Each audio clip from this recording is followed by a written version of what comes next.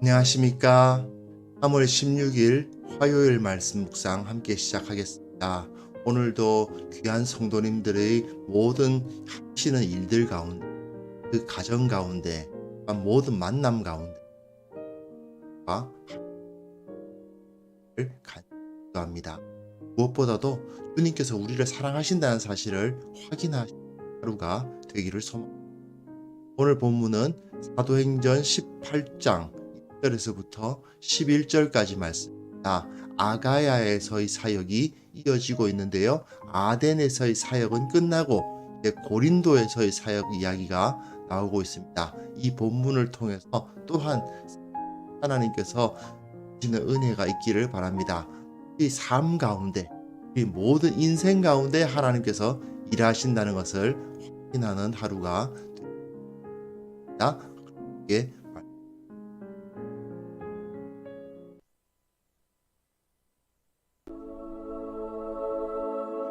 그 후에 바울이 아덴을 떠나 고린도에 이르러 아굴라라 하는 본도에서 난 유대인 한 사람을 만나니 글라우디오가 모든 유대인을 명하여 로마에서 떠나라 한고로 그가 그 안에 브리스길라와 함께 이달리아로부터 새로 온지라 바울이 그들에게 감해 생업이 같으므로 함께 살며 일을 하니 그 생업은 천막을 만드는 것이더라.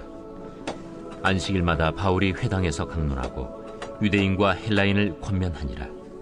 실라와 디모데가 마게도냐로부터 내려오매 바울이 하나님의 말씀에 붙잡혀 유대인들에게 예수는 그리스도라 밝히 증언하니 그들이 대적하여 비방하거늘 바울이 옷을 털면서 이르되 너희 피가 너희 머리로 돌아갈 것이요 나는 깨끗하니라.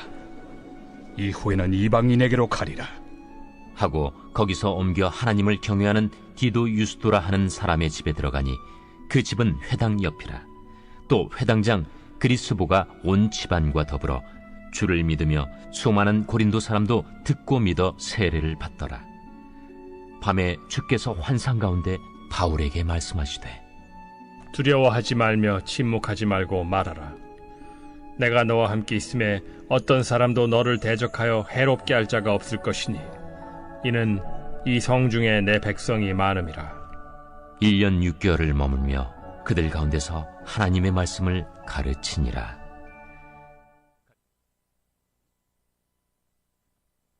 네, 이제 방인 교회가 어떻게 발전되어 나가는가를 함께 살펴보고 있고요.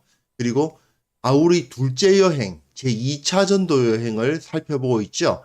2차 전도 여행에서는 어떤 일이 있었는지 다시 한번 잠깐만 생각해 보면요. 마케도니아로 건너가지 않았습니까? 이 아시아에서 사역하다가 드로아에서 마케도니아로 넘어가게 되었고 환상을 보고요. 그래서 그 가운데서 빌립보, 데살로니가 그리고 베레아에서 사역을 하다가 핍박을 너무 받아서 이제 아덴으로 건너갔었습니다. 아덴에서의 사역을 지난 토요일과 어제 우리가 다루었는데 어떤 일이 벌어졌는지 잠깐만 생각해 보십시오. 아덴에서 어떤 일이 벌어졌습니까? 사람들을 막 전도를 하는데 바울은 그 아덴이 우상 숭배로 가득 차 있었단 말이죠. 그리고 사람들이 그 바울이 전하는 말을 듣고는 그래 네가 하는 말 한번 들어보자 하고는 바울을 데리고 아레오바고라는 곳에 갔습니다. 그곳에서 바울이 헬라의 학문, 그러니까 철학과 서사시 같은 이 문학을 사용해서 그들에게 복음을 증거했던 것을 볼 수 있어요. 성경이 아니라 헬라의 철학과 서사시, 그게 도구가 되었다는 것이죠. 그런데 그리고 그것을 다신교적 우상숭배와 대립했던 것을 볼 수 있습니다. 그런데 고린도에서도 약간 비슷한 모습이 나옵니다. 한번 표로 한번 정리해 보면요. 아덴에서는요. 대적하는 것이 바울의 대적이 누구였느냐? 우상숭배였습니다. 우상이 많으니까 바울이 그것에 대해서 막 대적을 하는 거예요. 그런데 고린도에서는요. 유대교, 회당에서 있었던 그 유대교와 대적을 합니다. 아덴에서도 회당에 들어가서 복음 전하는 것을 했었는데 아덴에서의 일은 이 회당에서의 일보다는 이 저작거리에서 시장에 나가가지고 막 그 안 믿는 사람들하고 그 철학자들하고 그 논쟁하는 그것이 더 중요하게 기록되어 있죠. 그리고 아덴에서는 철학자들이 대상자라고 하면 고린도에서는 반대하는 유대인들입니다. 그래서 장소는 아레오바고, 예, 그 당시 사람들이 토론을 했던 그 장소가 지시되어 있다면 고린도에서는 회당의 옆집입니다. 회당에서 했는데 회당 바로 옆에 디도 유스도라는 사람 집에 넘어갔는데 그 회당 바로 옆집이에요. 그 장소가 이제 제시되고 있고요. 그리고 가장 이제 핵심적인 핵심은 뭐냐면 아덴에서는 성경을 가지고 말하지 않지 않았습니까? 그 당시 사람들이 사용하는 철학, 버사시, 뭐 이런 것을 뭐 철학, 문학 뭐 이런 걸 가지고 복음을 전했는데 여기서는요. 하나님께서 예수 그리스도께서 바울을 무엇을 가지고 사용하시고 도우시느냐? 정치. 그 당시에 황제요.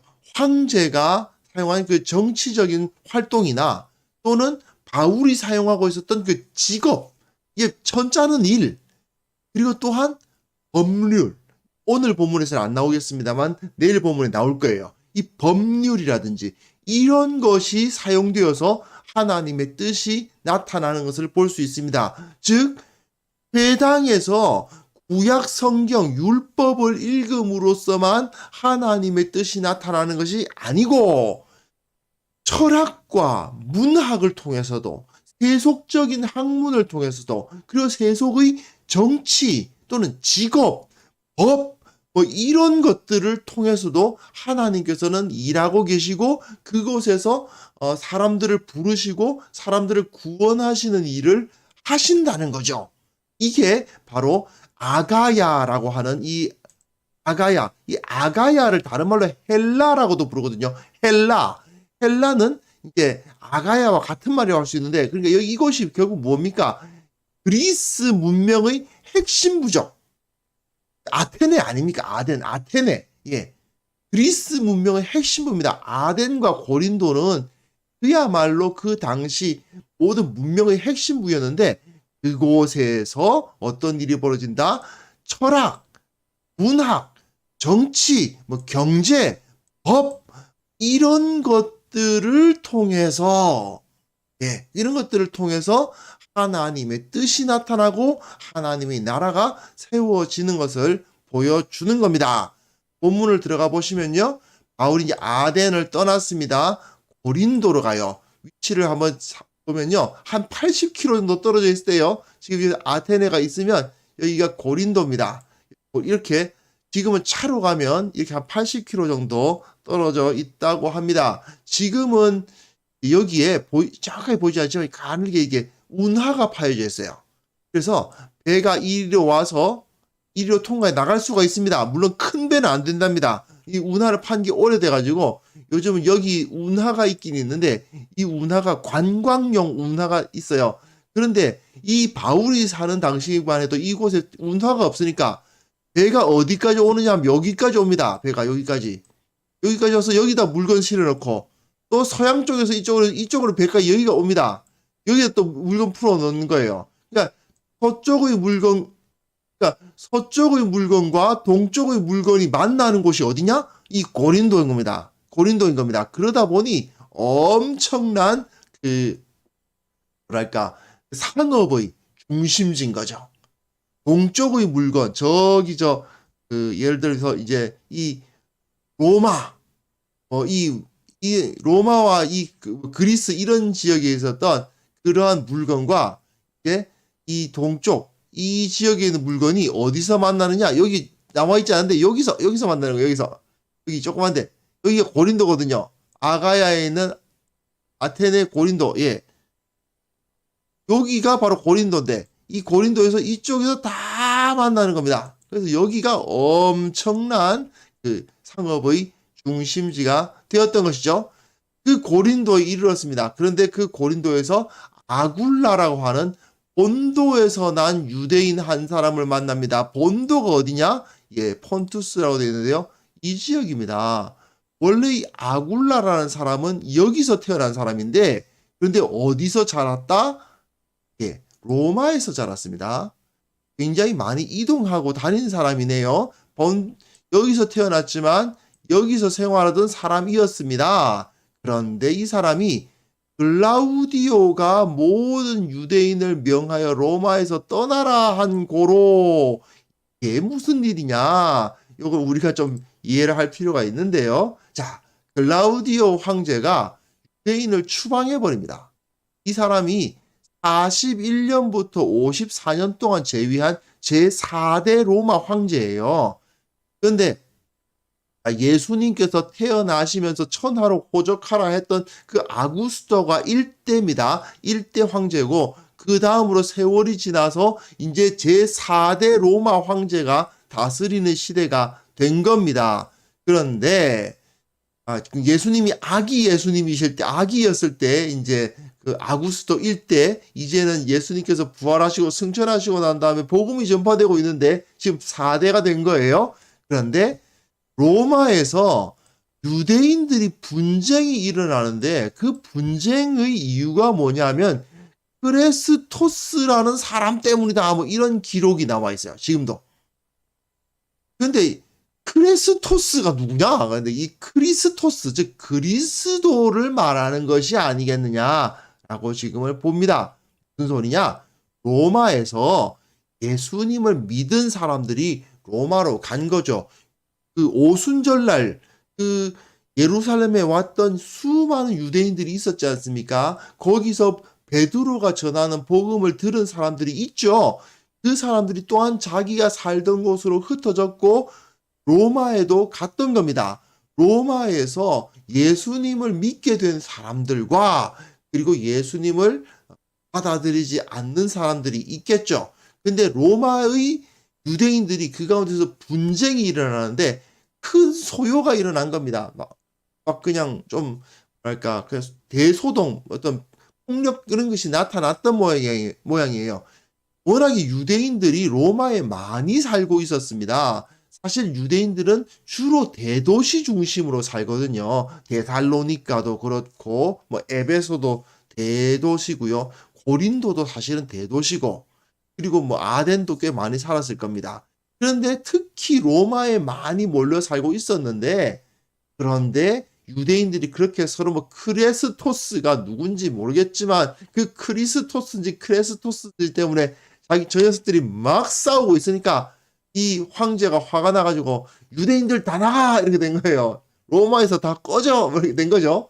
그래가지고는 모든 그냥 유대인들은 전부 다 추방해 버립니다. 물론 100% 추방이 가능했겠느냐? 그거는 불분명하지만 여하튼 간에 유대인들이 49년이에요. 그게 주후 49년에 유대인들을 다 쫓아내 버립니다. 그러니까 어떻게 되느냐? 로마에서 살던 유대인들이 어디로 이주하느냐 하면 주로 가장 많이 이주한 도시가 바로 이 고린도인 거죠. 지도를 한번 보시면 여기 있던 사람들이 여기로 이동한 겁니다. 주로 이제 그 무역할 때 주로 고린도를 사용하다 보니까 고린도로 많이 가서 살게 된 거죠. 그렇게 이야기가 되어 버렸습니다. 자, 그런데 그 사람들 중에 누가 속해 있었느냐? 아굴라가 속해 있었던 거예요. 그리고 그 부인의 이름은 브리스길라입니다. 아굴라와 브리스길라가 이탈리아 어디요? 로마로부터 떠나가지고 새로 왔어요. 근데 바울이 그들에게 갔습니다. 바울이 찾아갔어요. 즉 아굴라가 아무래도 좀 고린도에 먼저 와 있었고 나름대로 거기서 일을 하고 있었고, 바울이 뭘 하느냐? 아굴라 집에 가서 취직을 하는 거예요. 대충 이해되시죠? 아굴라는 유대인인데 이야기를 들어보니 이 사람이 그리스도인이었을 것입니다. 바울이 전도해서 예수님을 믿은 사람이 아니고 이미 예수님을 알던 사람들이었습니다. 물론 이후에 바울에 의해서 신앙 성장이 더 됐을 수도 있지만 여하튼 만날 때부터 예수님을 아는 사람으로서 유대인이었던 거죠. 그러니까 거기서 만났고 생업이 같으니까 함께 살며 일을 합니다. 아예 거기에 아예 먹고 자고 하면서 거기서 일을 하게 되는 거죠. 아굴라가 사장님, 바울이 점원인 겁니다. 그래서 거기서 일을 하면서 사역을 하게 돼요. 자, 그러면 아굴라와 브리스길라는 이후에 보시면 그야말로 바울에겐 천군만마와도 같은 동역자거든요. 그런데 바울이 아덴을 떠나 고린도에 이를 때만 해도 동역자가 없었던 상황입니다. 실라와 디모데가 아직까지 데살로니가에서 떠나지 못했어요. 혼자 아덴을 떠나서 고린도에 왔단 말입니다. 그런데 하나님께서는 글라우디오라는 이 황제가 행한 정치적 행위에 의해서 아굴라와 브리스길라를 바울과 만나게 해 주신 거죠. 즉 정치에 의해서 바울이 아굴라와 브리스길라를 만나면서 큰 동역자, 그 이후에 정말 이 아굴라와 브리스길라가 굉장히 큰 도움을 주거든요. 함께 하기도 하고 이제 예루살렘으로 갈 때 같이 가기도 하고 그 정도로 굉장히 중요한 동역자가 된 사람들인데 이렇게 만날 수 있는 거죠. 게다가 또 한 가지, 이들이 하나가 되어서 그렇게 마음을 터놓고 동역자가 될 수 있었던 이유가 무엇인가? 생업이 같아요.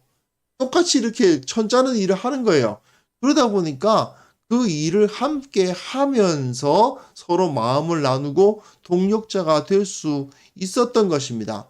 그러니까 바울이 지금 아굴라와 브리스길라를 만난 것이 말씀 전하면서가 아니잖아요. 그렇죠? 말씀 전하면서가 아닙니다. 천짜면서예요. 천짜면서. 그리고 무슨 아굴라와 브리스길라와 바울이 만난 것이 미리부터 뭐 편지로 소통을 했다거나 그런 것이 아니죠. 그냥 어쩌다 보니 만난 거예요. 그 어쩌다 보니까 뭐냐? 저 황제가 유대인을 다 내쫓아버리는 그 바람에 그 로마까지 가지 않았지만 고린도에서 로마에서 살던 이 동역자들을 만날 수 있었던 거죠. 즉 정치와 경제, 이 직업이 바울과 아굴라를 서로 만나게 하는 이유가 되었던 것을 볼 수 있습니다. 결국 하나님께서는 소위 말하는 그 영적인, 신앙적인 또는 뭐 어떤 그 종교적인 행위를 통해서 이들을 만나게 하신 것이 아니고 정치와 경제를 통해서 이 사람들을 만나게 하셨다는 것이 상당히 인상적으로 남죠. 그리고 또 바울은 여전히 안식일마다 회당에서 강론하고 유대인과 헬라인을 권면하는 일을 합니다. 늘 그래 왔잖아요. 어느 도시든지 가면 회당 가잖아요.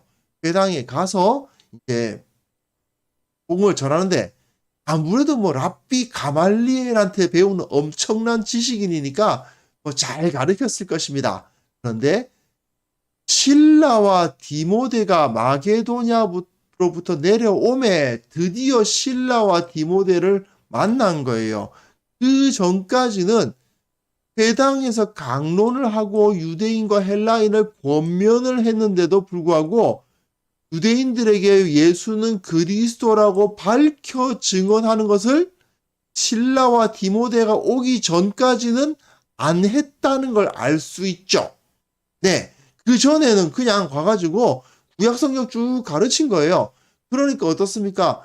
대단한 선생님 아니십니까? 그렇죠. 뭐 구약성경을 좔좔 깨는 선생님이니 그 회당에서 강론을 하면 사람들이 다 들었을 겁니다. 미리부터. 실라와 디모데가 도착을 하니까 예수님을 전했어요.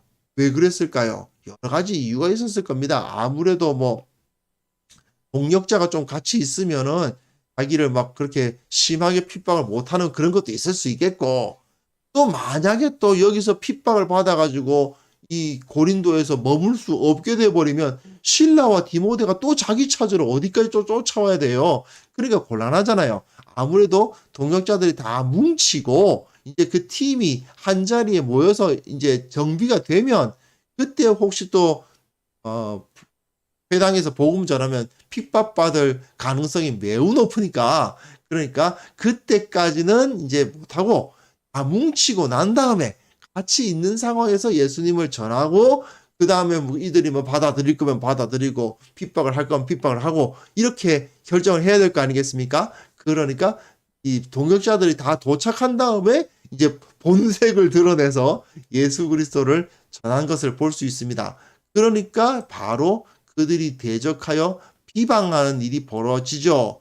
그러니 바울이 옷을 털면서 이르되 지금까지 회당에서 강론했고 그 강론할 때 얼마나 구약 성경에 있는 내용을 잘 전했겠어요. 그 구약 성경에 있는 내용대로 전하고 그것을 가지고 미리 그들이 예수님에 대해서 알 수 있도록 지식을 준 거 아니겠습니까? 그렇게 했음에도 불구하고 이들이 그것에 대해서 대적하며 비방하니까 옷을 털면서 옷을 털면서 나는 이제 너희들에게 충분히 가르쳤다.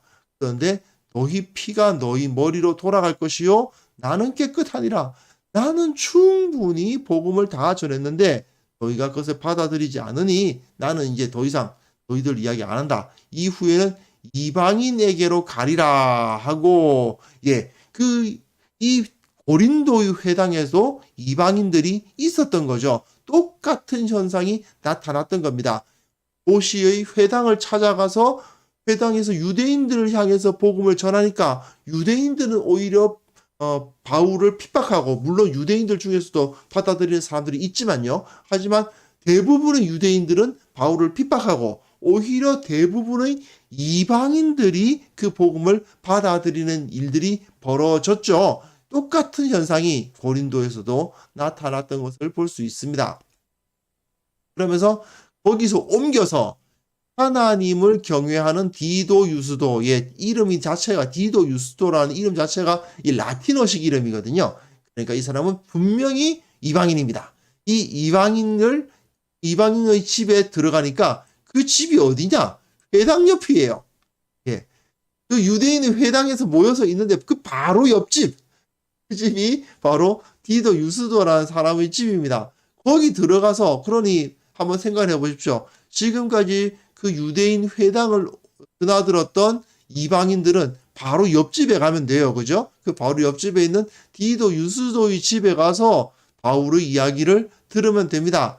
그러다가 결정적으로 회당장 그리스보가 온 지방과 더불어 주님을 믿습니다. 이거는 완전 결정타죠.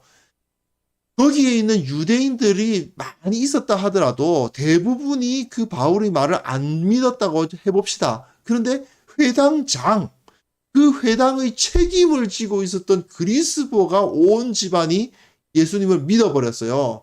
그리고 수많은 그 고린도 사람도 듣고 믿어 세례를 받더라. 이방인들도 또 그 기타 여러 유대인들도 포함되어 있었겠지만 어쨌든 이방인과 유대인들이 모두 다 세례를 받는 그런 일이 벌어지니까 어떻습니까? 유대교와는 완전히 사이가 아주 나빠질 겁니다. 한번 생각해 보십시오.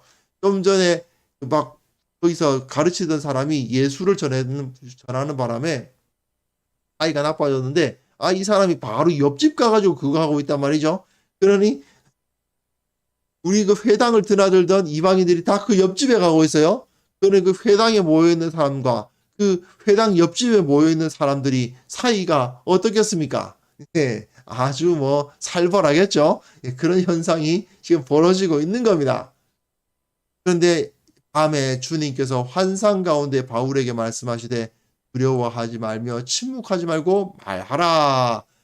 지금 어떻게 보면 일촉즉발 아니겠습니까? 언제 그냥 막 폭력 사태가 일어날 수도 있는 그런 상황인 거죠. 이 당시의 그 유대교 분위기라면 분명히 그렇죠. 서로 간에 뭐 치고받고 싸울 수도 있는 그런 상황입니다. 하지만 주님께서 환상 가운데 바울에게 말씀을 하세요.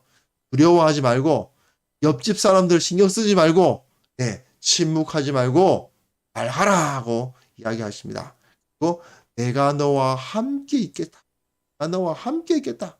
어떤 사람도 너를 대적하지 못한다. 어떤 사람도 너를 해할 수 없다. 왜냐? 이 성중에 내 백성이 많음이라. 하나님께서 그 고린도에 그 하나님의 백성 삼은 사람들이 있기에 얼마나 더 1년 6개월, 1년 6개월, 18개월 동안 굉장히 오랫동안 있었습니다. 바울이 지금까지 사역한 것이 이렇게 길게 사역한 것이 없어요.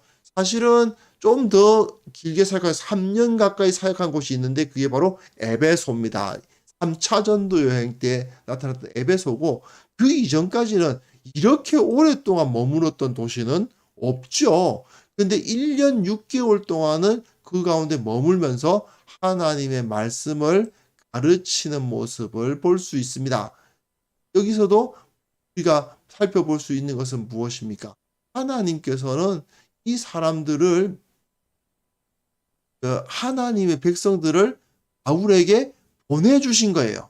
동역자는 정치를 통해서 그리고 늘 하던 방식대로 하나님의 백성들을 보내주심으로써 그 역사들이 일어나는 것을 볼 수 있습니다. 결국 이 모습을 보면서 하나님께서 우리 모든 삶을 다 주관하고 계신다는 것을 배울 수가 있는 거죠. 바울은 자기가 일하는 거, 또 정치적인 어떤 상황, 이런 것들이 전부 바울을 지금 돕고 있는 겁니다. 그런데요, 그 자체가 사실은 바울을 돕고 있는 것은 맞는데, 바울의 입장에서 몸이 편하다거나, 아니면 늘 그냥, 보고 있는 일들이 막 잘 돌아간다거나, 뭐 그런 게 아니에요. 한번 생각해 보세요. 모임 장소가 어디입니까? 회당 옆집이에요. 바울이라고 싸우는 걸 그렇게 좋아했겠어요? 그럼에도 불구하고 모일 장소가 디도 유스도의 집 밖에 없으니까 거기서 모였겠죠. 다른데 좀 회당에서 좀 멀리 떨어져 가지고 그래도 좀 몇 블럭 떨어진 곳에 좀 있으면 그래도 덜 싸울 텐데 바로 옆집으로 하나님께서 딱 지정을 해주신 셈입니다. 거기서 모일 수밖에 없었고 거기서 모여졌어요. 왜 그럴까요? 싸움 때문에 힘들잖아요. 게다가 아굴라, 원래 로마에서 살던 사람이 고린도로 이동해 왔습니다. 그게 그렇게 행복한 일은 아니잖아요. 나름대로 힘들었겠죠. 그런데 그 힘든 상황에서 바울을 만나고 동역자가 생기지 않습니까? 그뿐만 아닙니다. 고린도전서 읽어보면요, 바울이 여기서 장막 짜는 일을 해가면서 복음 전했는데, 안 읽어보면 야, 바울이 힘들었구나 하는 걸 알 수가 있어요. 거기서 내가 너희들로부터 생활비 받을 수 있는 권리가 없냐, 뭐 이런 이야기들이 고린도전서에 막 적혀 있다고요. 그걸 보면 알 수 있듯이 바울 나름대로 고린도에서 굉장히 고생 많이 했습니다. 그런데 그 고생하는 세월이 얼마요? 1년 6개월이요. 다른 데서는 기껏해야 몇 주 이렇게 있었고, 데살로니가에서 3주, 다른 데는 뭐 있어봤자 한 달, 두 달 그렇게 있었는데 1년 6개월 동안 사실은 고린도에서 낮에는 일하고 밤에는 가르치고 정말 힘든 세월을 보냈던 겁니다. 그러나 그것을 통해서 그가 하나님의 말씀을 전했고 하나님께서 그 성중에 내 백성이 많다. 그 많은 백성들을 구원하는 일을 했던 거죠. 결국 하나님께서는 우리 모든 삶을 다 주관하고 계십니다. 내 가정, 직업, 학업, 인간관계, 또 내가 사는 이 나라의 정치, 경제 상황, 그 모든 것이 다 하나님의 손에 들려 있는 겁니다. 그리고 그걸 통해서 하나님은 자기 영광을 나타내 주시고 하나님의 나라를 확장해 가십니다. 근데 가끔 인간이 느끼기에는 고통스러울 때도 있어요. 힘든 일도 있을 수 있고요. 내가 왜 이렇게까지 해야 되나 싶을 때도 있을 수 있습니다. 하지만 하나님을 사랑하고 하나님의 말씀을 따르는 자들에게는 모든 것이 다 합력하여 선을 이루고 그것이 복의 복이 되는 거죠. 하나님께서는 그것을 우리들에게 약속해 주고 계신 것입니다. 바울이 고린도서를 읽어보면 알 수 알 수 있듯이 고린도에서의 그 경험이 마냥 행복한 거 아니에요. 상당히 힘들었어요. 하지만 이걸 통해서 큰 역사가 일어났다는 것을 살펴볼 수 있지 않습니까? 분명히 우리가 어려운 일 겪을 수 있고 힘든 일 경험할 수 있지만 이후에 그 경험이 나에게 어떤 의미로 다가올 것인가? 그건 우리가 아무도 모릅니다. 분명한 것은 주님을 신뢰하고 주님께서 보여주신 그 바른 길을 선택해 나갈 때 뜻이 주님께서 우리 삶을 통해서 영광을 받으시고 우리 삶을 형통하게 하시고 하나님의 나라를 이루어 가실 거라는 거죠. 이 시간 우리가 이 사실을 온전히 믿을 수 있도록 기도해야 되겠습니다. 하나님께서 지금 내가 힘들지만 지금 내가 어렵지만 이 모든 것을 통해서 주님께서 영광을 받으시고 이 모든 것을 통해서 주님께서 그 나라를 선포해 나가실 것이라는 사실을 믿고 또 나를 사용하사 내가 여기 있사오니 나를 보내소서 그 기도를 함께 하는 시간 가집니다. 기도하겠습니다.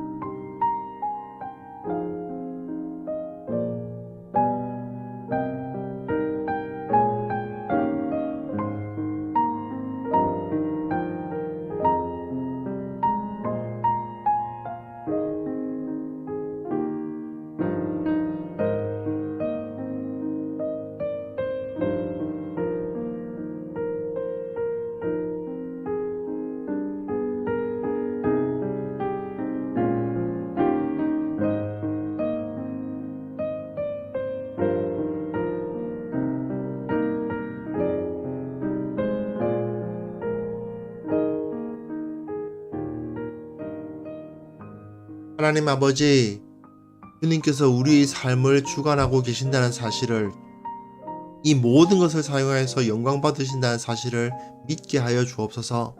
지금 우리가 코로나19 때문에 많은 사람들이 고생하고 힘들어하고 있지만 이것마저도 하나님께서 들어 쓰셔서 하나님의 나라를 위해서 사용하신다는 사실을 믿고 순종하고 의심치 않도록 도와주시기를 원하옵고 바랍니다. 아버지, 우리의 연약함과 부족함과 어리석음까지도 하나님을 온전히 붙들고 주님 따라가면 하나님께서 모든 것을 다 합력하여 선을 이루어 주실 것이라는 사실을 믿고 기뻐하며 찬송하는 자들 되게 하여 주시옵소서. 특별히 우리들 가운데 어려운 일 당한 지체들이 있습니다. 아무리 힘든 일 당하여도 주님을 의뢰하게 하시고 결국에는 하나님께서 이기게 하신다는 사실을 체험케 하여 주시기를 원하옵고 바랍니다. 아버지께서 살아계시고 아버지께서 역사하신다는 사실을 믿고 지금 이 힘든 것들이 밑거름이 되어서 주님께 영광 돌릴 수 있다는 것을 기억하면서 오히려 찬송하고 범사에 감사하는 그런 역사들이 우리 삶에서 우리의 삶 가운데 일어나게 하여 주시옵소서. 아버지, 특별히 한국교회를 위해서 기도합니다. 참으로 교회가 최근에 너무나도 많이 어려움을 당하고 있습니다. 그러나 이것마저도 하나님의 나라의 확장에 사용되고 있다는 사실, 주님께서 언젠가 이것을 통해서 그 역사하심을 이루실 것이라는 사실을 믿고 의뢰하며 주님을 사랑하고 주님께 영광 돌리고 주님을 찬양하는 우리가 되게 하여 주시옵소서. 아버지, 오늘 하루 주님께서 우리와 함께하여 주시기를 원합니다. 참으로 이 세상의 정치, 경제, 사회, 문화의 모든 것들을 통해서 일하시는 주님, 우리가 오늘 행해야 하는 직장에서의 일들과 또한 여러 가지 사회적인 일들과 크고 작은 일들 가운데 하나님께서 그 모든 것을 사용하사 영광 돌리시는, 우리가 주님께 영광 돌릴 수 있는 경험을 허락하여 주옵시고 언제나 감사하고 언제나 기뻐하고 찬송하는 하루가 될 수 있도록 우리와 함께하여 주옵소서. 예수 그리스도의 이름으로 기도합니다. 아멘.